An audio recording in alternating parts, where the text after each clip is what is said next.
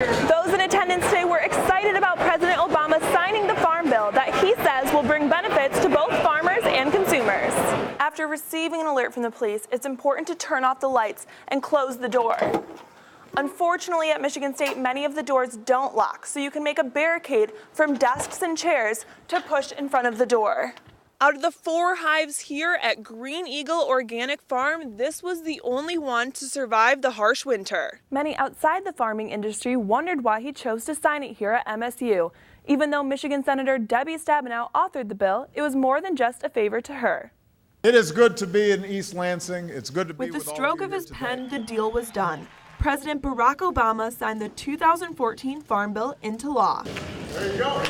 The new law affects the entire nation, but Obama's trip to Michigan acknowledges that this bill is especially important for Michiganders. Our Senator Debbie Stabenow has worked so hard on the Farm Bill. As the chairwoman of the Senate Agricultural Committee, Michigan Senator Debbie Stabenow authored the bill and worked for 3 years to push it through Congress. Thanks to a whole lot of hard work, we've arrived at a farm bill that works for every American. And the bill being signed here at Michigan State University is more than just a respectful nod to Senator Stabenow's alma mater. Michigan State University, formerly Michigan Agricultural College, was established as the Pioneer Land Grant College, which meant the government could grant land for research and teaching in agriculture. The agricultural background that this institution has, its connection to a lot of the policies that are in this bill are one of the reasons why the president's here in East Lansing. But Michigan's success in agriculture might have been the biggest reason for Obama to sign it here. We're second only to California in diversity.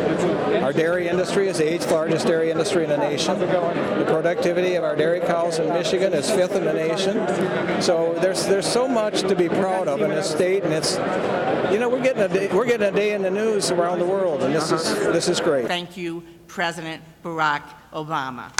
For Focal Point, I'm Mara Thompson.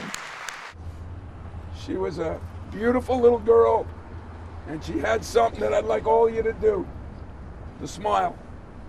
The smile.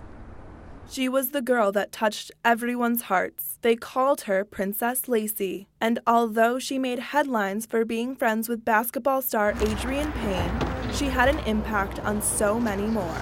I have ISOM tickets, and I would watch her watching the games. And I mean, her smile was like electric. MSU junior Kelsey Bear and nearly 1,000 other MSU students gathered on campus Wednesday night to pay their respects and leave messages for the family. Basically, I thanked her for proving how strong someone can be and for showing us all how to be positive even in the worst of adversity. She was really inspiring, and I loved her. I never got to meet her, but I loved her. What started as a Facebook group to paint the rock quickly evolved into a candlelight vigil with Adrian Payne, his teammates, and Coach Izzo leading the way. You don't know how much it's mean to me and to, you know, her family. So I'd just like to say thank you all for, you know, coming out and doing this. Although it's inevitable the words on the rock will eventually be painted over, this poster was created as a lasting memory. She said, "Dad, I'm tired. It's time to go home." I think that's home.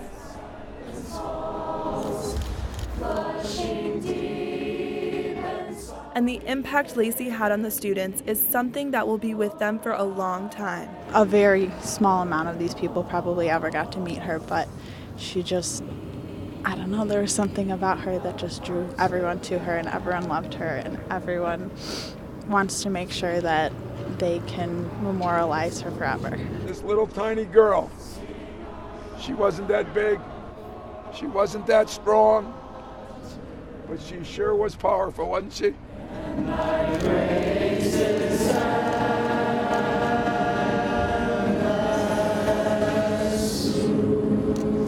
For Focal Point, I'm Mara Thompson. Pope Francis may be new to the papacy, but he's already made an impact. It's called the Pope Francis effect. A lot of my friends who have been away from the church said, now this is a pope that speaks to my heart. The Center for the Study of New Religions surveyed 250 priests. 51% say they've seen a significant rise in church-going since Francis's election. And even young people are excited about the new pope. He's charismatic enough and loving enough that people are drawn to that type of person. Pope Francis's selfless personality isn't the only thing gaining him popularity. He's been making changes to the church, which can be seen around the world, including here at St. John's. Never before have people responded like that to me before. They go, oh, we got a new pope and, oh gosh, more rules, oh, more changes.